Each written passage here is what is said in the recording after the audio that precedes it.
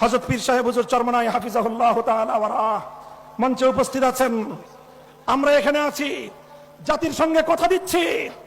আমি আবারও বলি, আমাদের মুফতি ইমাদউদ্দিন সাহেব স্লোগান তুলেছেন, সে কথার আমি আবার প্রতিধ্বনি করছি। আমাদের কাছে রাজনৈতিক কোনো ক্ষমতার পদ পদবীর প্রয়োজন নাই। আমরা জাতির মুক্তি চাই। আমরা আমাদের পূর্বপুরুষদের রক্তের ঋণ শোধ করতে চাই। তারা রক্ত দিয়ে যে জাতি গঠন করতে চেয়েছিলেন, আমরা সেই জাতির ভবিষ্যৎ দেখতে চাই। আমরা ৭২-এর চেতনা বাংলার মাটিতে দেখতে চাই না। আবার আমার স্বাধীন বাংলার মাটিকে বিদেশি প্রভুদের পায়ের নিচে বন্ধক দেখতে চাই না। কাজেই সেটা করবার জন্য আরে নির্বাচন ফির্বাচন অনেক পরের কাহিনী। কিসের নির্বাচন?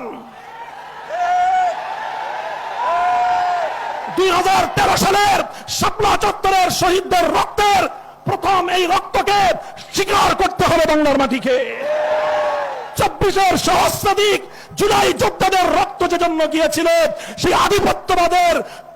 আধিপত্যবাদের উৎখাত নিশ্চিত করতে হবে। জুলাই সনদ বাংলার মাটিতে কার্যকর করতে হবে। ৭২-এর সংবিধান বাংলার মাটিতে চলবে না, চলতে দেওয়া হবে না, চলতে দেওয়া হবে না।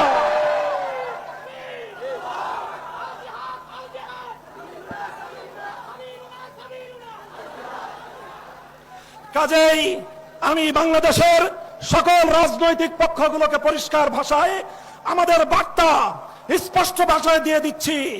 ৭২ আর ২৪-এর যে সংঘাত, ওই সংঘাতে আমাদের আপোষ করার কোনো সুযোগ নাই।